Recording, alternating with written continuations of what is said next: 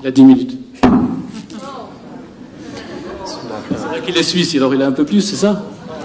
Bien, merci, merci infiniment d'abord de cette invitation. J'aimerais vraiment féliciter les organisatrices et les organisateurs de ce moment où on prend le temps de réfléchir. Mais encore une fois, prendre le temps de réfléchir, je pense que ce qu'on a vu avec le premier panel qui était très concret sur ce qu'il peut voir sur le terrain, entre le témoignage et l'accompagnement des jeunes et des moins jeunes, ce qu'on est en train de voir là maintenant, qui est une approche un peu plus conceptuelle, théorique, mais même pas vraiment conceptuelle et théorique, c'est aussi très de terrain. En fait, c'est la tentative d'explication rationnelle de choses qui sont extrêmement concrètes, ou en tout cas de rationaliser les choses pour en avoir une meilleure compréhension. Je pense que ce qui devrait nous interpeller tous en tant qu'acteurs, en tant que pour vous de citoyens belges, c'est comment est-ce que tout ceci, toutes les informations nous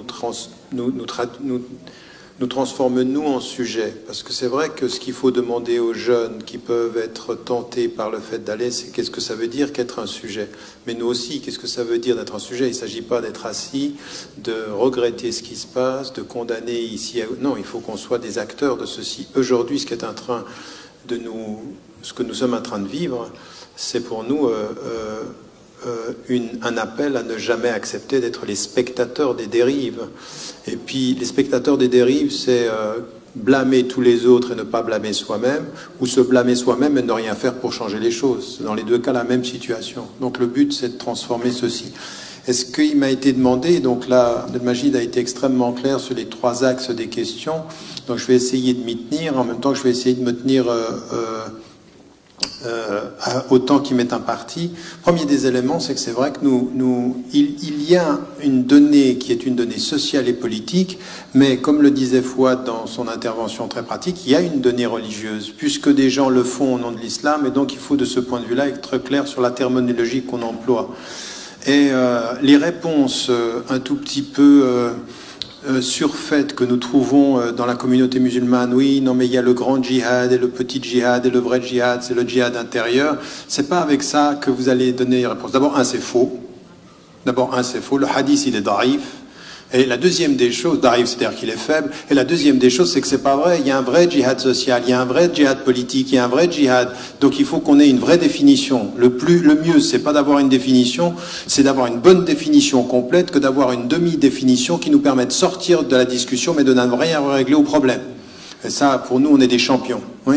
On verra chez tout le monde l'idée que les gens nous attaquent sans véritablement apporter de solution, mais nous, parfois, on évite les questions en apportant des moitiés de réponses. Premier élément, donc, la notion de djihad, et ça, il faut définir les termes.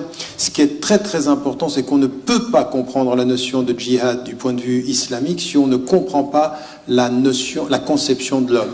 Et la conception de l'homme, elle est celle-ci. En fait, naturellement, nous ne sommes pas des êtres individuellement ou collectivement en paix. La paix se construit et demande un effort. Nous sommes naturellement en tension entre notre cœur et notre raison, entre nos aspirations et notre conscience. Donc nous sommes en tension. Un être humain, par définition, universellement, est en tension. Il n'acquiert la paix que par l'éducation et la maîtrise. Un être sans éducation et sans maîtrise est un être en tension qui peut devenir violent. Et les êtres qui ne se maîtrisent pas peuvent devenir plus violents que les animaux, plus bestiaux que les bêtes. C'est-à-dire que c'est un véritable travail. On acquiert son humanité par la conscience de soi, l'éducation de soi, la maîtrise de soi. Ça, c'est un premier élément. Mais c'est vrai d'un point de vue collectif aussi. De la même façon, une société qui veut des sociétés d'individus responsables et de citoyens engagés les éduque. Il ne peut y avoir de citoyenneté qu'avec une éducation civique, qu'avec un ordre.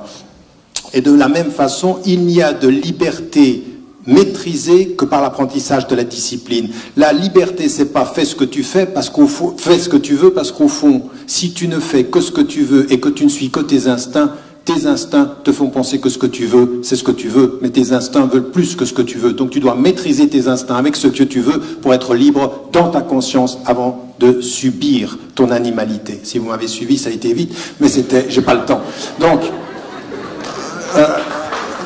Non mais c'est important de se comprendre ce que je suis en train de dire. La liberté passe par un travail de discipline, un travail d'éducation, et ça c'est une démarche. Donc, premier élément, ce que va être le djihad, à partir de la tension individuelle naturelle et de la tension potentielle collective, ça va être de canaliser ces tensions. Et de canaliser ces tensions, le premier élément c'est la source. Par où canalise-t-on les tensions? La conscience. Ce que nous avons dans la tradition, dans toutes les traditions philosophiques, c'est la conscience, et damir. Ce que nous avons également dans la tradition musulmane, c'est taqwa, c'est-à-dire le rapport au divin. Dieu appelle la conscience. Et si vous ne connaissez pas ça, retournez à Victor Hugo, qui a une extraordinaire appel de la conscience dans l'histoire d'Abel et Caïn. Quand la conscience suit Caïn jusque dans la tombe, il pensait lui échapper, la conscience le regarde. Là où il pensait s'y échapper, la conscience, c'est là où l'on développe la maîtrise de soi. Donc l'idée du djihad a une source dans la conscience individuelle et collective. Vous n'êtes aujourd'hui polis les uns avec les autres que parce que vous avez conscience des limites. Sans conscience de la limite, on commence à s'insulter. Quelqu'un qui perd la conscience perd la politesse. Et quelqu'un qui perd la politesse a quelques problèmes avec la conscience. Donc, premier élément, c'est la source. Deuxième élément qui est important, c'est les moyens. Quels sont les moyens de ce djihad? Un, l'éducation. Pourquoi? Parce qu'on éduque son être à un éveil de la conscience. Tout ce que je vous dis est fondamentalement islamique, est profondément universel. Tout ce que je dis est compris par tout le monde. C'est-à-dire que c'est autant philosophique que chrétien, que juif, que hindou, que bouddhiste, que islamique. C'est humain, c'est l'humain qui est comme ça. Là, on est en train de parler de ce qui est humain. Donc il y a une dimension aussi qui est très importante, c'est que pour gérer la tension entre nos aspirations et en même temps notre conscience, il y a un élément qui est important, l'une des conditions de la paix, la justice. La justice, pourquoi? Parce qu'il faut être juste avec son corps. Le corps a des besoins, c'est pas en niant le corps qu'on devient juste. C'est en acceptant les besoins du corps, mais en les maîtrisant.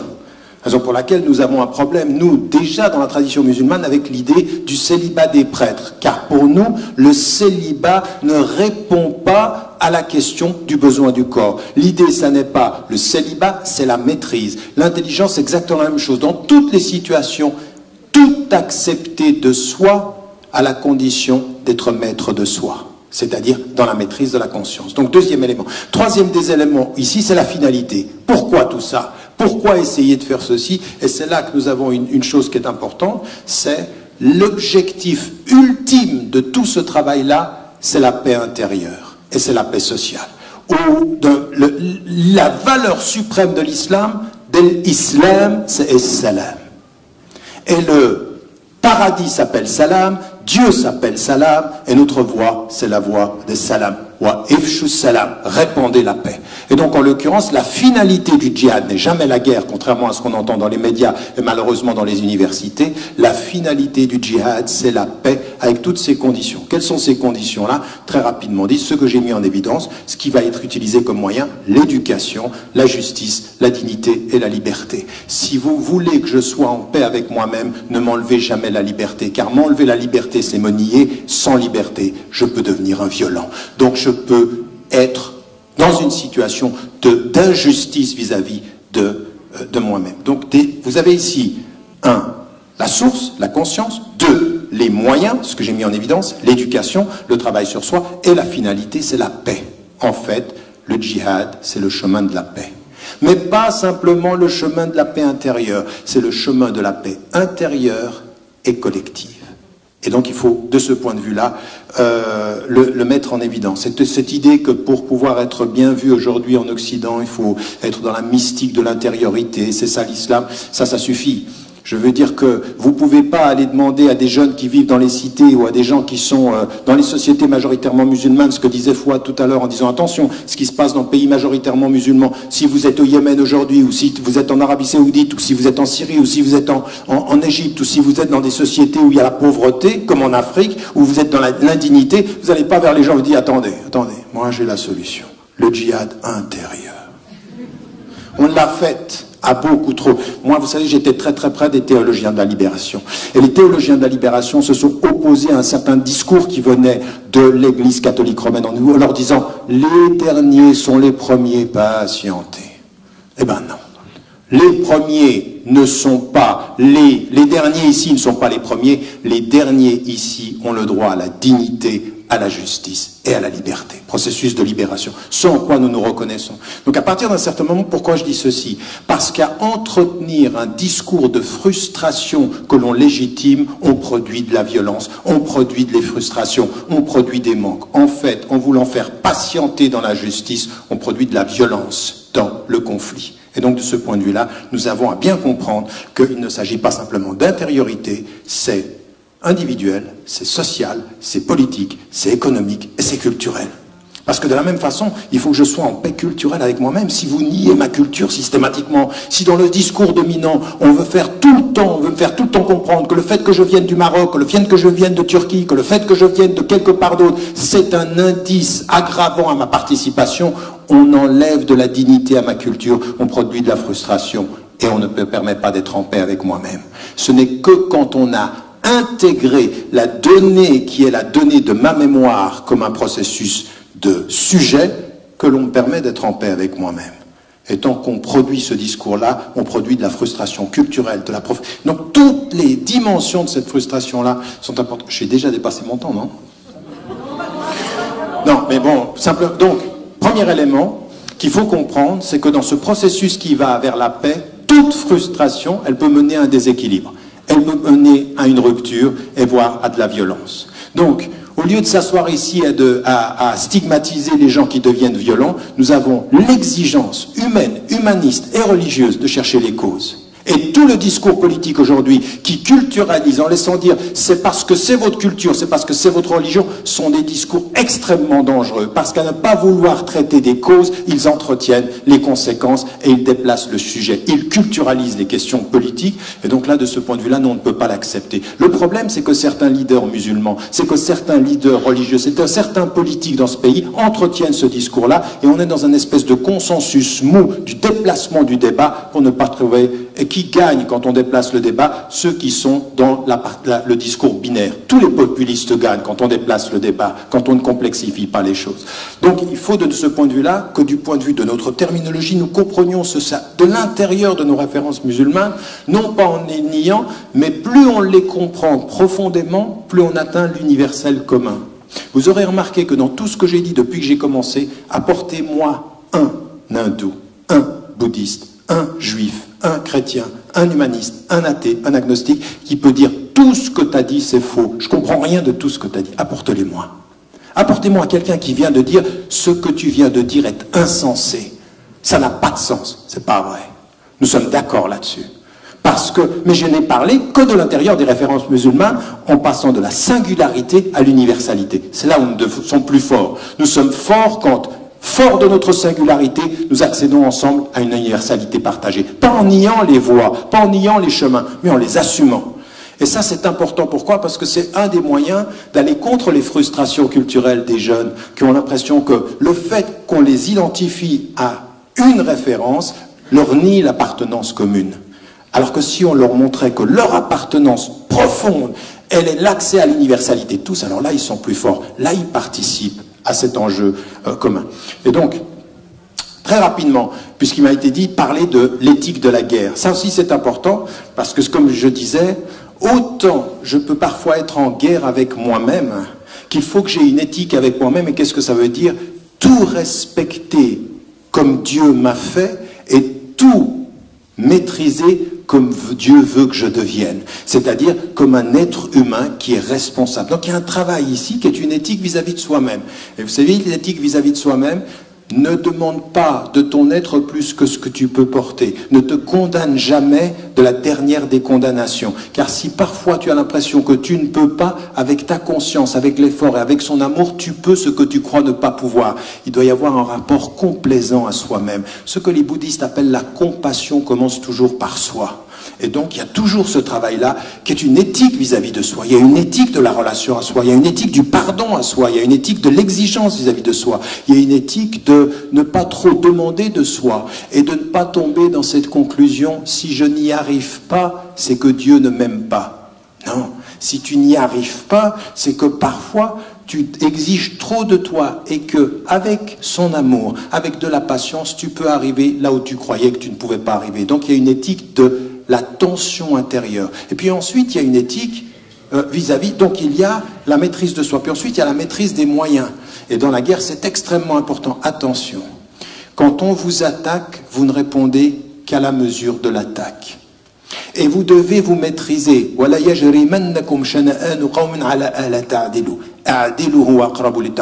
Que la haine, c'est-à-dire ce que vous pouvez avoir vis-à-vis d'un peuple, parce qu'il vous nie, parce qu'il vous ne vous pousse pas, que la haine d'un peuple ne vous pousse pas à la justice. Soyez juste, cela est plus proche de la crainte amoureuse de Dieu.